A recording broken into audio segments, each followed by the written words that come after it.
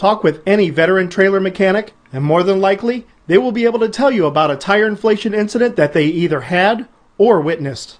Most cases resulted in just a reality check. For some, it resulted in serious injury or death.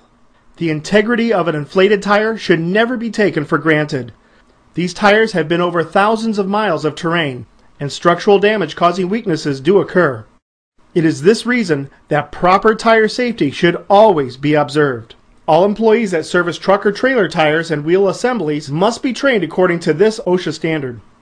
This would include the mounting, demounting, inflation, deflation, installation, removal, and handling of tires.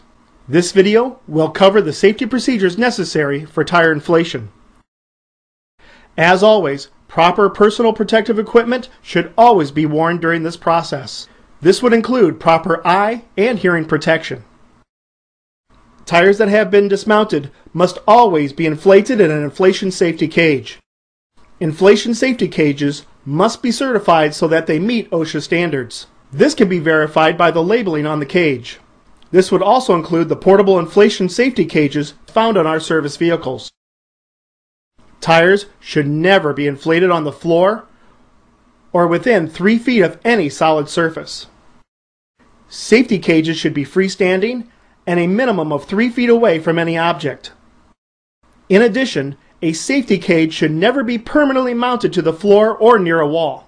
This is so the energy can dissipate or be released to prevent failure of the bars in the event of a tire explosion.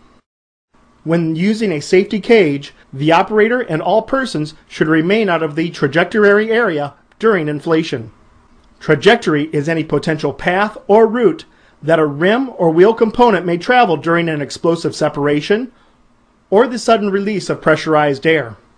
Do not stick your hands, feet, or any other body part into the safety inflation cage during inflation until the rim and tire assembly has been inspected to ensure all components are properly seated and locked in place. Tire inflation must be controlled from a safe distance using an extension air hose, an inline pneumatic tire inflator gauge, and a snap-on air chuck.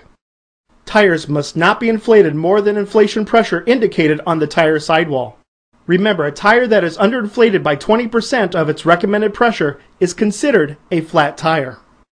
When inflating a tire that is mounted, an extension air hose, an inline pneumatic tire inflator gauge, and a snap-on air chuck need to be used. In addition, all lug nuts need to be fully tightened.